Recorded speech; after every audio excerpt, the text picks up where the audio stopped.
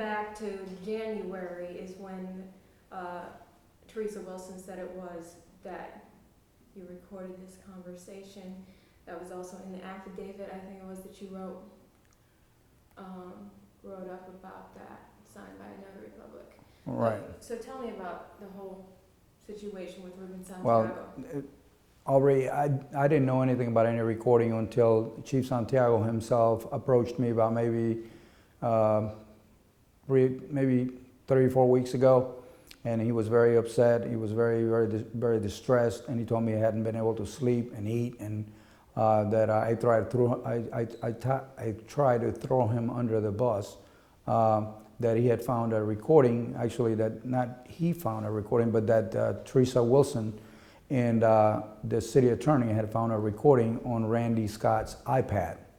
And I said, recording of what? He says, man, you throw me under the bus, a conversation between you and I on the phone. And I said, well, what did it say?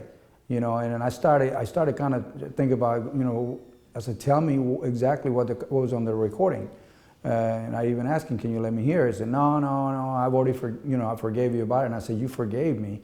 Well, tell me what is it that was on the recording? Let me hear it if you're so mad at me. He says, to be quite frank with you, Dave, this was, I couldn't take this. This was so bad that I wanted to, Miss Teresa Wilson actually asked, and the attorney, the city attorney had asked, suggested that I would fire you. And I said, well, Ruben, if you don't, and I called him Ruben at that time, I said, if you don't, let me hear it, how am I going to know what you're talking about? I said, well, it goes back to what, the conversation you and I had, and he started explaining to me the conversation where basically he had asked me, Chief Ruben Santiago, Deputy Chief Santiago, then had asked me to ask, I think Officer Carrizales is the mayor's driver, to engage in what reporting Chief Randy Scott about being with all these women, things that were going on in the apartment, not showing up to work, drinking on duty. He said that he was out there showing up to different scenes. And he says, I said, well, I remember now the conversation. Of course, I remember the conversation. And I said, well, where did you find the recording? And he says, well, the recording was on Chief Randy Scott's iPad. When he resigned, we got a hold of it and the city attorney found it. And I said, then why would you claim it's my recording? Now, I do remember when I went to Randy Scott's house that day, and I'll explain the circumstances to you, Aubrey. I went to Randy Scott's house. I do remember Randy grabbing his iPad and putting it on his laptop. On his lap, I'm sorry. And this basically took place because I was coming to work one morning around 7 o'clock in the morning, and I get a call from my lieutenant, and he says, sir, did you hear what's going on? And I said, no, Ron, what's going on? He said, Captain Jimmy All from the West Region just called and says that I think next couple of days he takes over community services, my division. And I said, where's that coming from? He says, I don't know, but he says that Deputy Chief Santiago called him and told him already over the phone, and he's going around telling people that you're going to the West Region and he's coming over here. When was this conversation? This is probably when he's talking about January. It has to be right about January. You found out in January they wanted to switch you? They wanted to switch me. Nobody told me anything. I was going to work to my regular shift, and I was the last one to find out. And then my lieutenant found out before me.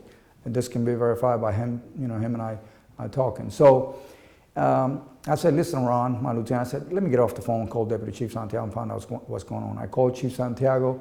He immediately went on denial. He says, nah, man, it wasn't me. You know how Randy is. He's the one that's trying to send you to the West Region. And I said, Chief, this wouldn't have anything to do with who he's sleeping with right now. Chief Santiago had told me that he was sleeping with Officer Jennifer Jordan, one of our junior officers.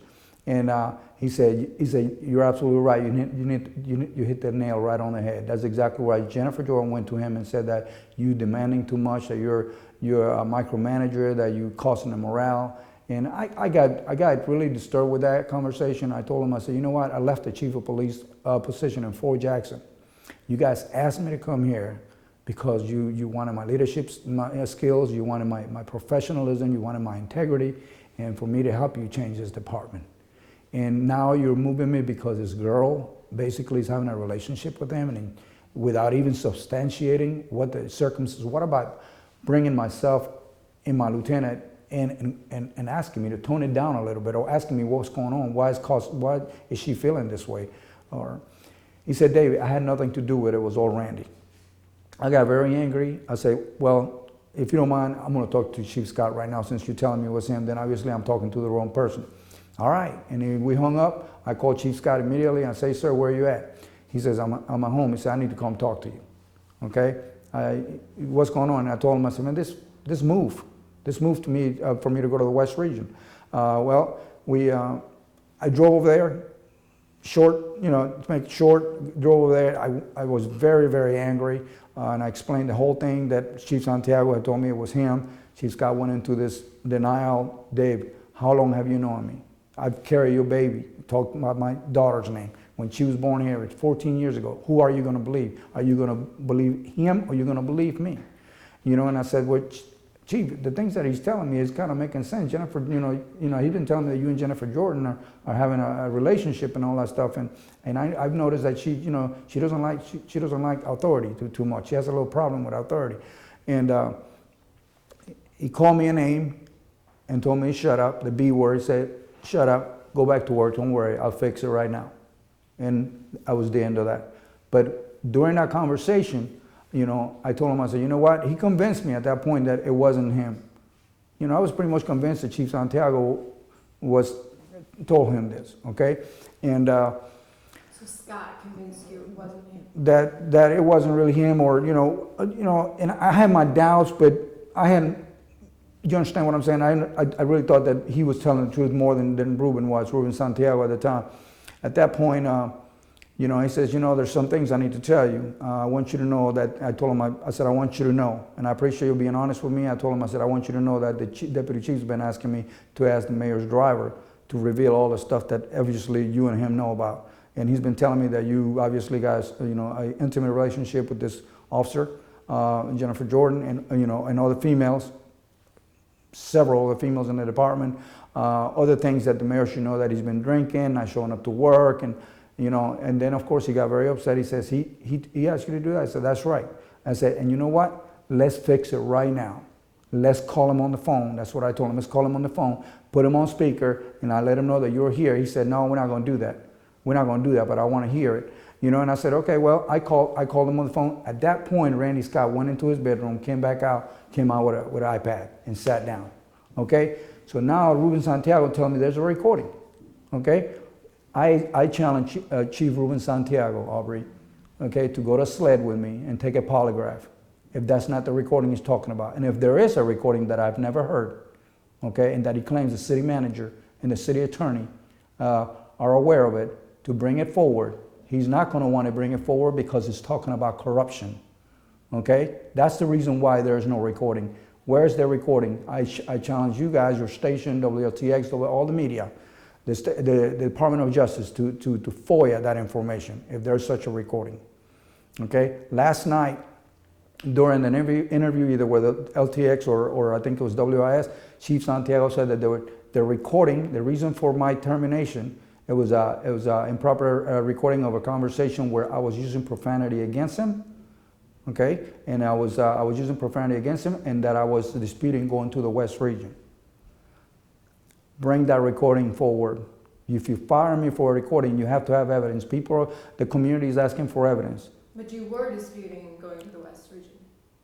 I was disputing. You were very angry about I was angry about the fact that I was not involved in the conversation. I'm going to work to report to my job. Already, let me explain something to you. I spent 20 years in the United States Army. I'm retired, and I had 14 years of law enforcement. In 1 year and 9 months, I can retire. I'm going to retire. That was my plan. Why would I be upset? The West region is one of the lowest, the most relaxing region. There's very little crime other than shoplifting. In a couple of apartment complexes, they have a little bit of trouble. That's it. Very low volume. Why would I not want to go over there and do my last year and a half and then leave quietly? But you know what? My integrity, my reputation that I've had for now 34 years with the United States Army and now law enforcement, I took an oath. And so did Deputy Chief Ruben Santiago, Interim Chief Ruben Santiago.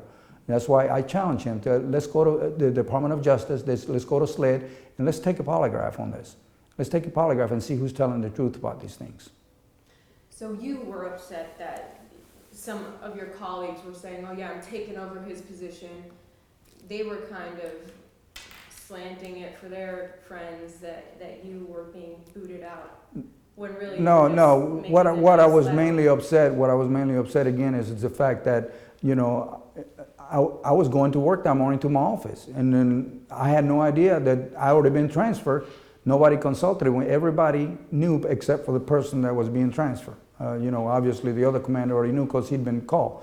But that was the first incident. Okay, that was the first incident. Now, of course, you can see that again. Recently, they tried to send me to the West region, and I was okay. I just explained to you, 1 year and 9 months, I can retire, I can leave quietly, and this can, you know, the Columbia Police Department can go away. I finished my time with the law enforcement. But the change to where Interim-in-Chief Ruben Santiago has been saying that this blacks operation, you know, black ops, that they were all Randy Scott's ideas. Well, Randy Scott's gone now, okay? About a week ago, maybe a little bit over a week ago, he suggested to me that we started talking about the West region. I was on vacation. I was in Charleston with my family. And he was telling me that, you know, he was considering this and that. And of course, he brought up the fact that, you know, the commander that is currently there was not doing his job, that he was growing a garden outside. That can be verified. I actually went over there and looked at it. Okay, with my secretary, when we talked, when I came back off vacation, I went and looked at it. He said that the commander was, he was growing herbs and vegetables and things like that instead of resolving the problem over at the mall with shopliftings and things like that. I said, I gave him some quick suggestions on how to fix that, you know, and I said, but if that's what you want me to do, I will go there and do my best, you know.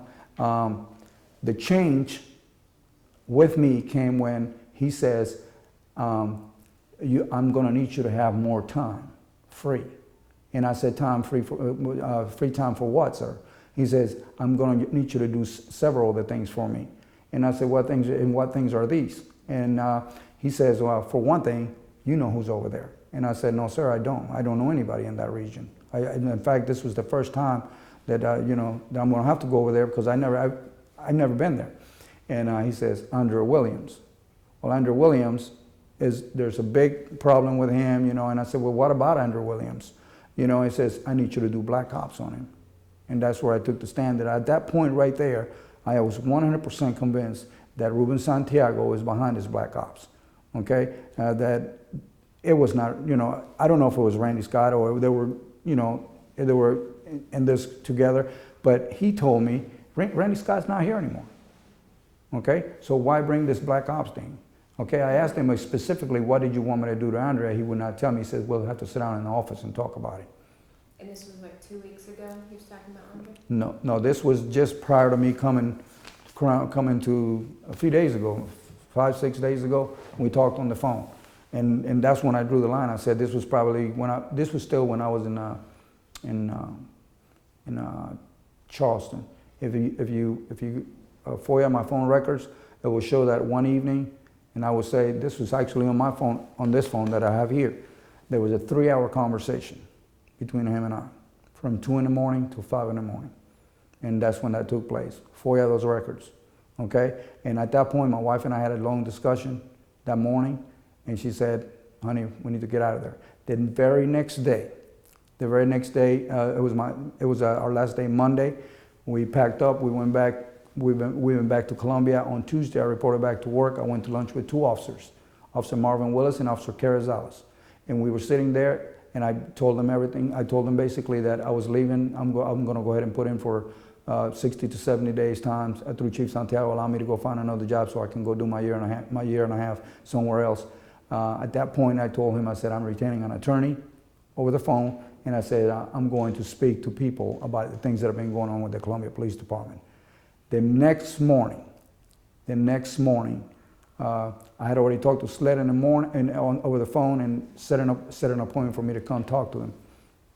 I went in the office, and I was called in upstairs by Major Randy Martin with Captain Melron Kelly, and I was asked to strip of all my equipment, give us your badge, your gun, everything. I said, you're being placed on the suspension, investigative suspension. I said, can anybody tell me what kind of, without pay? And I said, what kind of suspension and why without pay? Major Martin's word, Dave, I don't know anything about it. I'm just following the chief's orders. I was told, Major Martin told me that the chief was at HR, talking to HR, and I guess they're trying to figure out a way to suspend me for whatever reasons he wanted to suspend it. To this day, now that some allegations that they're throwing out there about shredding documents and things like that, I had no idea what I was suspended.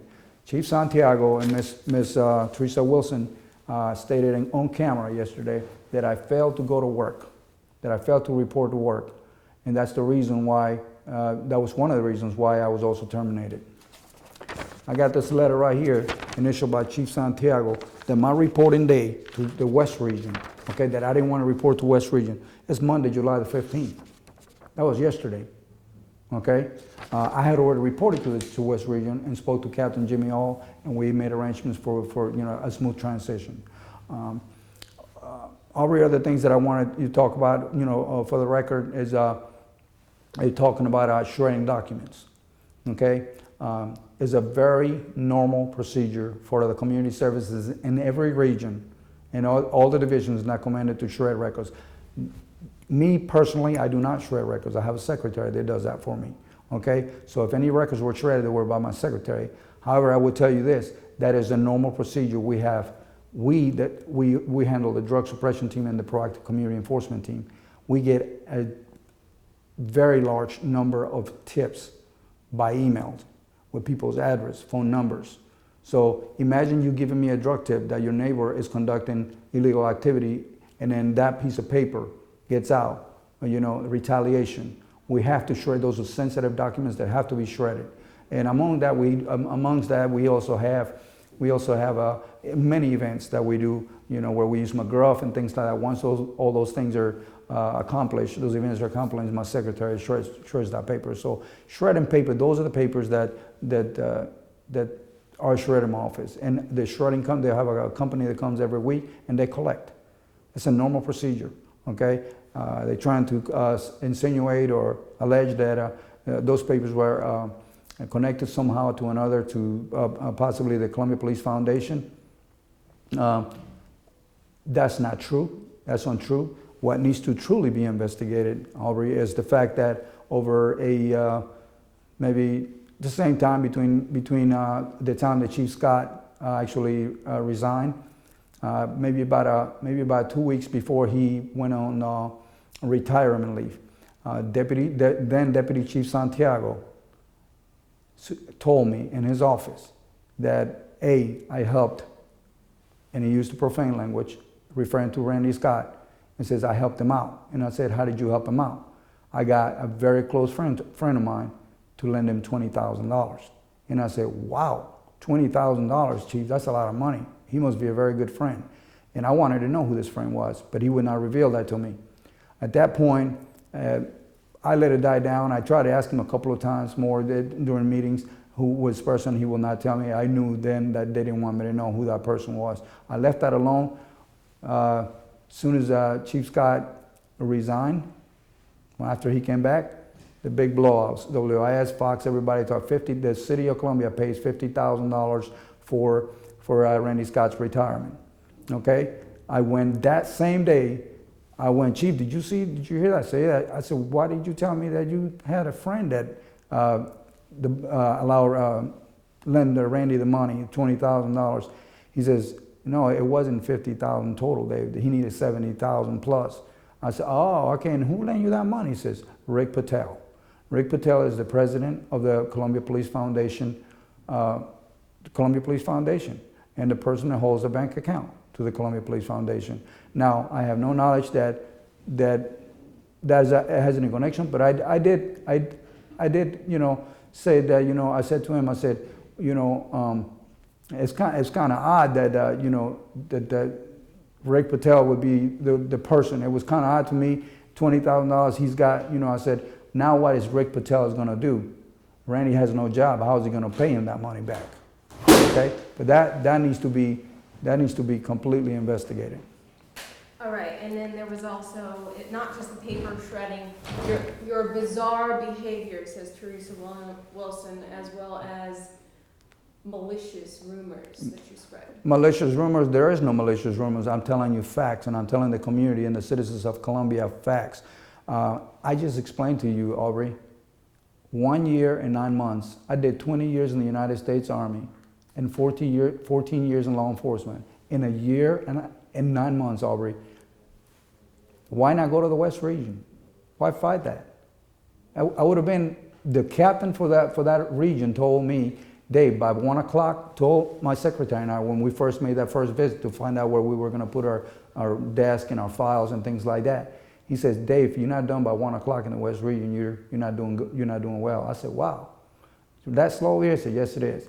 So I would have been in Disney World, okay? I would have been in Disneyland. It would have been perfect. The perfect duty for somebody that is getting to retire. So it has nothing to do with any malicious rumors. It's simply that all these things that are out there right now, I would have more than welcome went to the West region. And I had already made plans to go to the West region. My reporting date to the West region is right here, signed by Chief Santiago, initial on the right-hand side, July 15th. That was yesterday. All right, let's go back through Black Ops. You haven't explained to me a lot about that. Your little statement that you had written with the Notary Public said there were 3 encounters with Santiago where he said At least three. Yeah, at least 3 that I can distinctly remember what was asked of me to do. Those were in a period of 6 to 8 months. And basically he would ask me, the first time that he asked me was that, I need you to conduct Black Ops for me. That was the very first time he introduced that to me. And I said, well, what is Black Ops? And he says, I'm sorry. Again, what was the date of the first time? 6 to 8 months. I don't, it has to go back to when he's saying, what is January? It's July now. So it's got to be right around that same time. It's making sense. I will, he approached me and he said he wanted to, he said what we were going to have to do, it was that he needed for me to assist him in conducting Black Ops. And I asked him, what is Black Ops? He said to me that this was basically that we were going to. He said, you got the drug suppression team under you. I said, yes, sir, I got that. And he says, we would for me to monitor the radio and kind of remain in contact with the sergeant that ran that unit and find out when they made a case with a stolen gun and some cocaine, and then with that, him and I would go to the scene and take over the scene, clear the guys out of there, and in order for us to be able to maintain our proficiency on doing reports and things like that, this is how kind of like we would get away with this. He was very specific that we would take over the scene and then we would turn in all the evidence and things like that. And I told him personally, when he was telling me these, Aubrey, I said, this sounds like some things you see in NYPD on television. I said, Chief, this is crazy. What are you saying to me? I told him. And he says, pay attention to me, Dave. You need to relax. I need to teach you how to play chess, is what he told me. Just relax.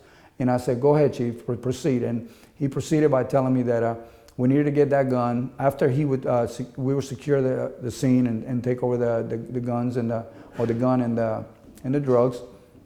He said to me that he personally, he was the king of Signal 9 back when he was a teenager. Signal 9 means auto breakings. He knows how to get into cars. Okay, and he's one thing that he's actually brags about a lot in front of a lot of people. Anybody that knows him from Richland County and everybody in Columbia here that's heard him, this can be validated. And he says that he would personally put the gun and the cocaine in Mr. Allison Baker's car. And that we will then get an anonymous tips, as we do all the tips with DST, most of them.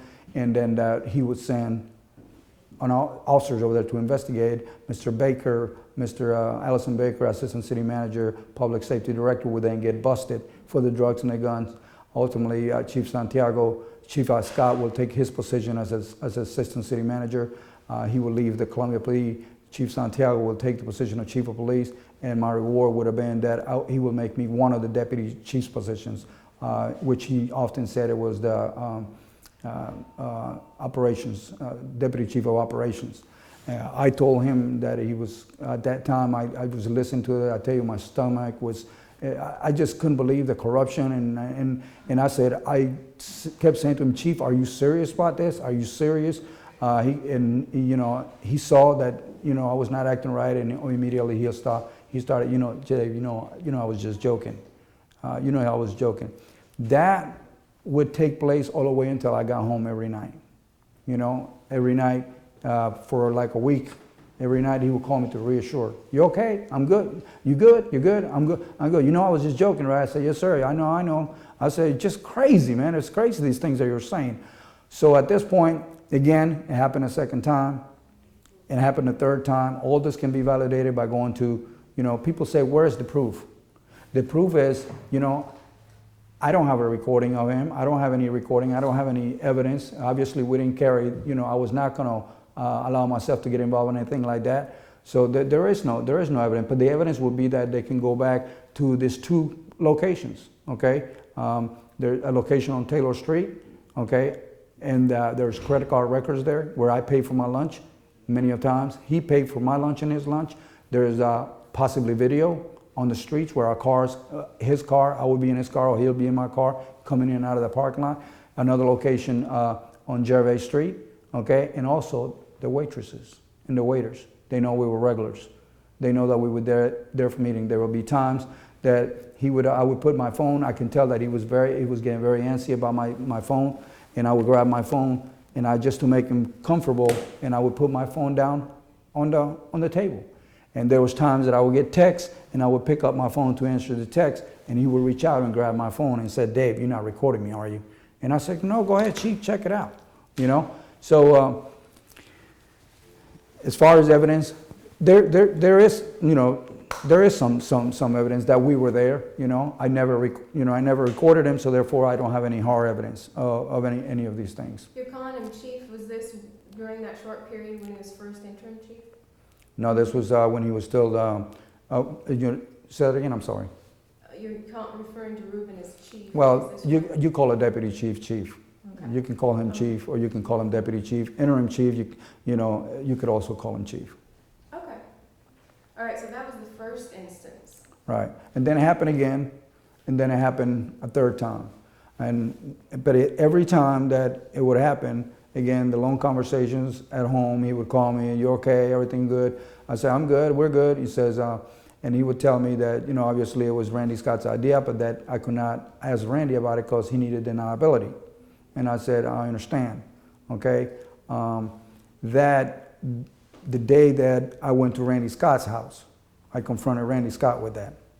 And I asked him, I said, that Chief Santiago, when I told him that he wanted me to ask the mayor's driver to reveal all these things to the mayor about Randy, I told him that he wanted me to have the mayor's driver report him about being a womanizer and drinking, showing up to scenes in the 5 Points area after he'd been drinking and all that, and all these things. Okay. Anything else? So how long after that first instance was the second one? It was while Randy Scott was still chief. Oh, he was obviously he was still the chief. He was trying to take. They would have these conversations in front of me. After the third time, I was not allowed to stay in the office anymore. They would start talking about things, and they used the B word, jokingly, and say get out, and I would have to leave. But they would have these conversations in the office and says that they didn't like Mr. Baker at City Hall. They want to get rid of him. That they kept all the time. I would hear this conversation that he was incompetent, that they didn't like him, that they wanted to get rid of him. Well,